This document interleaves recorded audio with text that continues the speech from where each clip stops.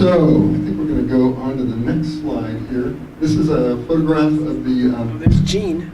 the new facility. There's Chuck E. Cheese in there, the new facility that was opened up on Borregas. That's just when the Moffett Park area was That was just the opening being of the Borregas building. Yeah. Yeah, so that's in Centerville near 237 and Matilda. Now, strangely, Stunt Cycle was an all hardware game, no processor. Which one was? Stunt Cycle. Stunt That's Cycle, the game. wow. That All was hardware. And not everybody knows that Chuck E. Cheese spun out of Atari and actually started up in Grass Valley. and Nolan, in spite of all reason, did it, and the goddamn company's still alive. Chuck E. Cheese is still alive. Man, I wish we were making money off of that. You know, we had a piece of that. That'd be great. Okay, and now we get on to the Warner story. So, you want to talk about? I think we need a dirge in minor key here. Yeah. What do you mean? It was wonderful for a year. Yeah. For a very short while. Yeah. So basically, a collision of two different mindsets, of two different lifestyles. Is that maybe a good way to put it? Very much. Very much.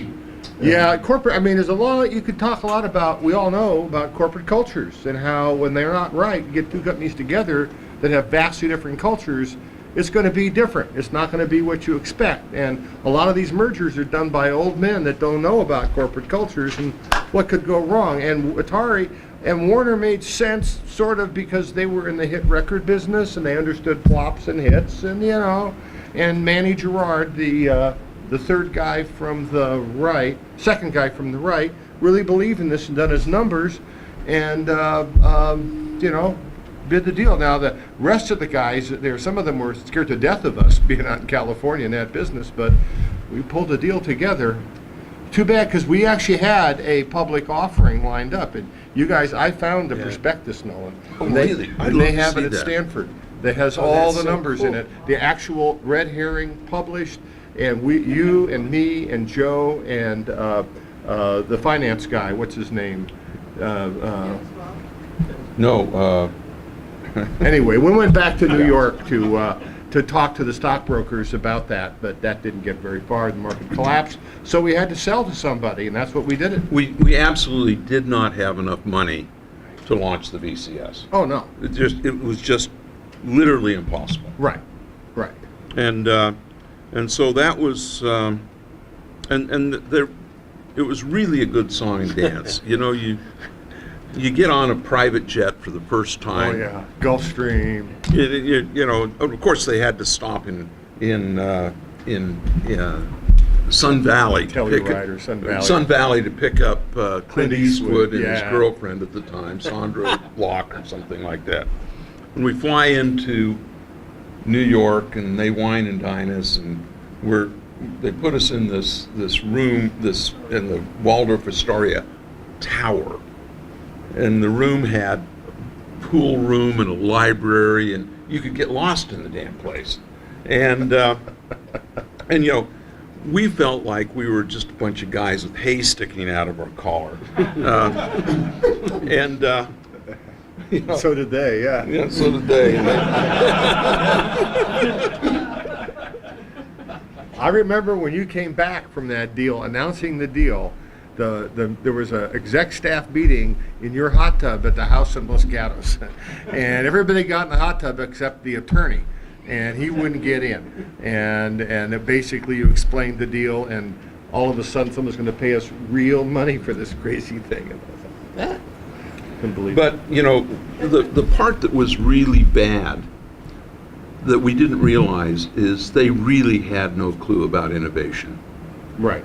And they thought that you could spend money on engineering, but that bringing something new to market was they just didn't have a clue about it. I mean, Al, you did some great handheld stuff. Never saw the market. Well, yeah. No. Once Atari. No. Eventually, what VCS became its own enemy. The VCS cartridge system sold so many things that by 81, 82, we accounted for 30% of the revenue of Warner. So at its peak, we were doing, I think, what, $2 billion and dropping about $500 million to the bottom line. We had name recognition second only to Coca-Cola in Right. the world. Right, but the problem was, okay, so here's this great product.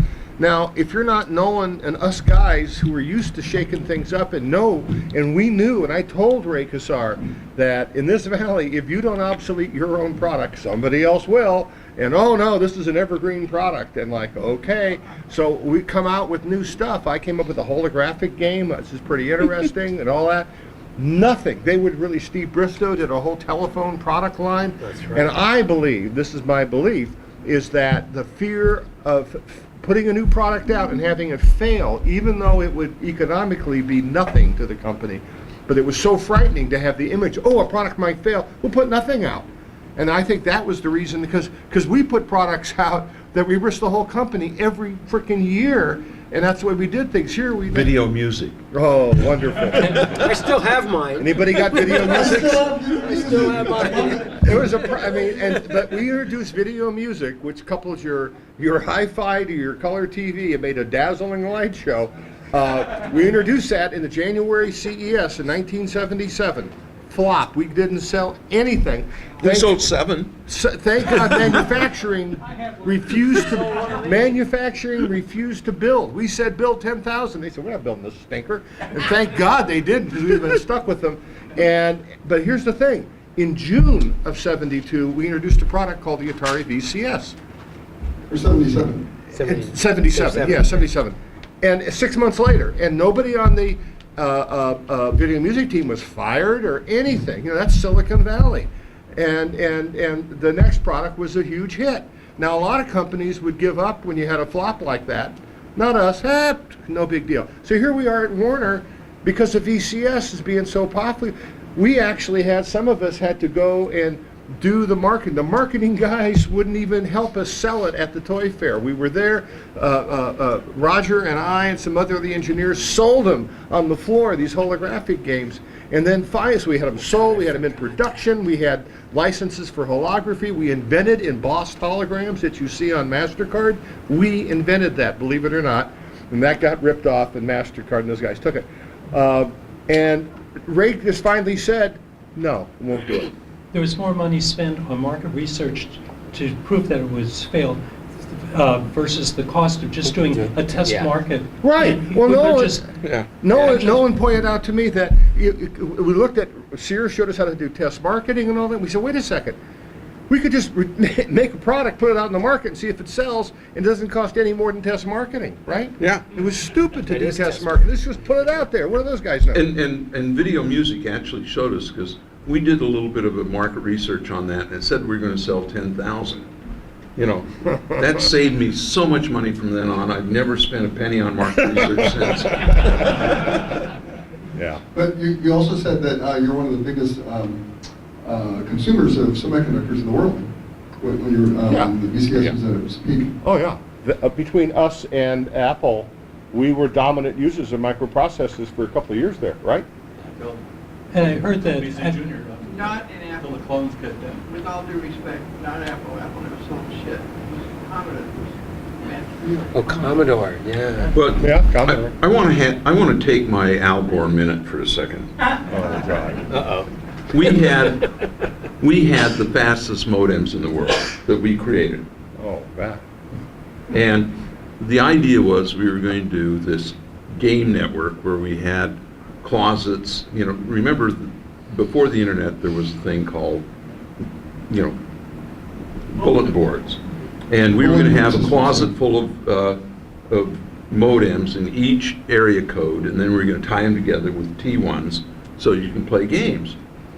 And we ask ourselves, is anybody, when they're playing, are they going to want to communicate with each other? Like, well, are they going to type? Oh, of course not.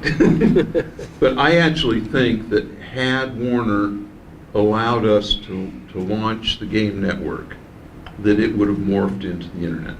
You could have been AOL. No, never. I mean, can you imagine owning the internet? It might have been cool.